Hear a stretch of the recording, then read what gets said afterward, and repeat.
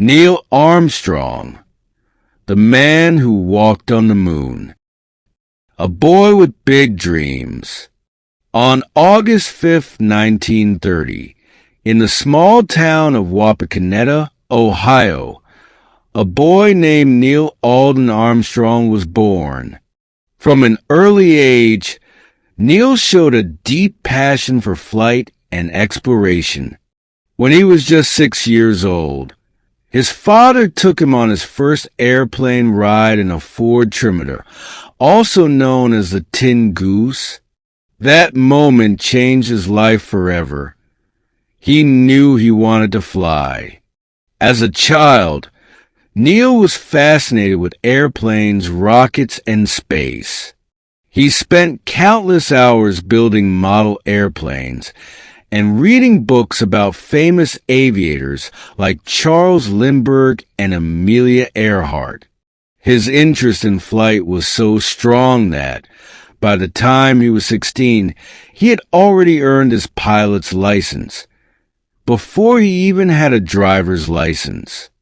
Neil's academic excellence and love for aeronautics led him to Purdue University, where he studied aerospace engineering. His education was briefly interrupted when he was called to serve in the Korean War as a U.S. Navy pilot. The Korean War and test pilot career.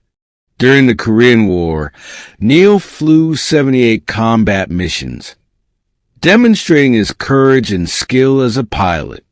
In one harrowing mission, his aircraft was hit by enemy fire, forcing him to eject.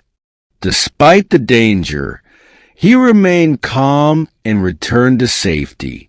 His experience in the war strengthened his determination to push the boundaries of flight. After the war, Neil returned to Purdue to complete his degree. Upon graduation, he became a test pilot for NASA's predecessor, the National Advisory Committee for Aeronautics, NACA. As a test pilot at the prestigious Edwards Air Force Base, he flew the legendary X-15 rocket plane, which could reach the edge of space at speeds over 4,000 miles per hour. His ability to remain composed under extreme conditions made him a top choice for NASA's space program. Entering the space race. In 1962, Armstrong joined NASA's second group of astronauts. The United States was in the midst of the Cold War and the space race against the Soviet Union. President John F. Kennedy had declared that America would land a man on the moon by the end of the decade, and Neil was among those chosen to help achieve this goal. His first spaceflight came in 1966 as the commander of Gemini 8.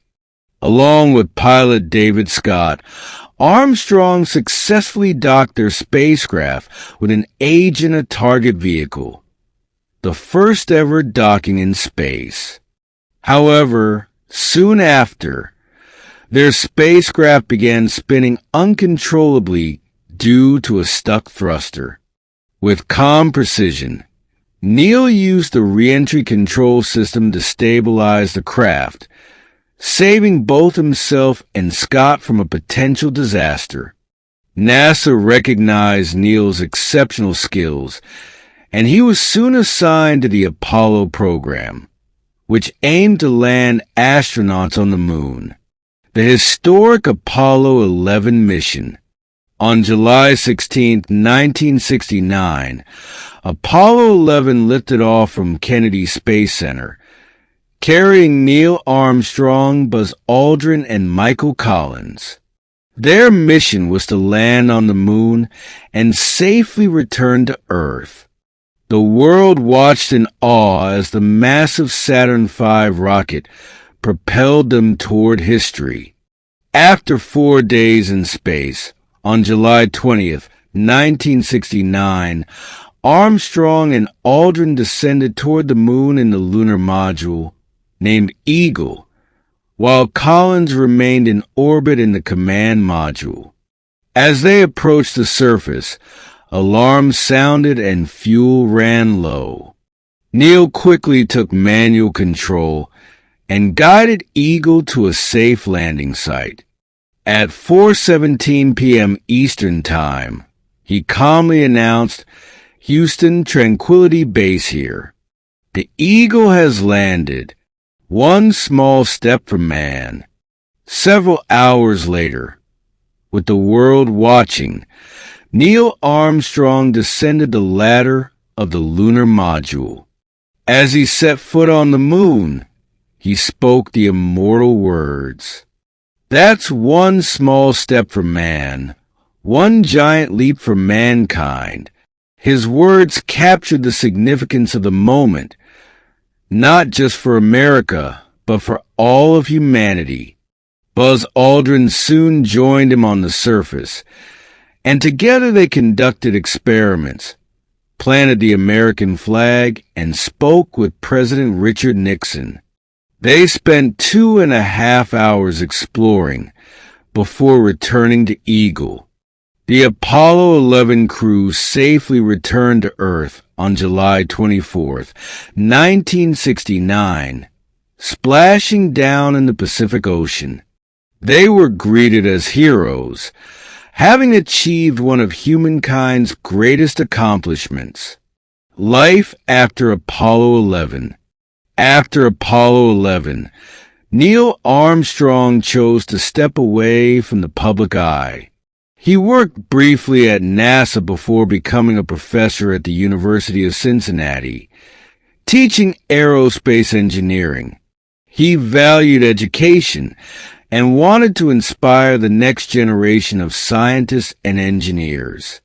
Though he remained humble about his achievements, Armstrong continued to serve on commissions and advisory boards, helping to advance space exploration. He avoided politics and celebrity life, always emphasizing that Apollo 11 was a team effort, made possible by thousands of dedicated engineers and scientists. A legacy that lives on.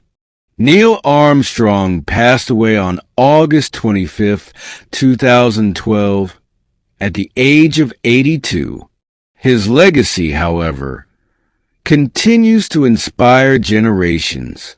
His journey from a small-town boy with big dreams to the first man to walk on the moon is a testament to the power of courage, determination, and human ingenuity. As long as people look up at the night sky and dream of exploring the cosmos, Neil Armstrong's name will be remembered as the man who took that historic first step into the unknown.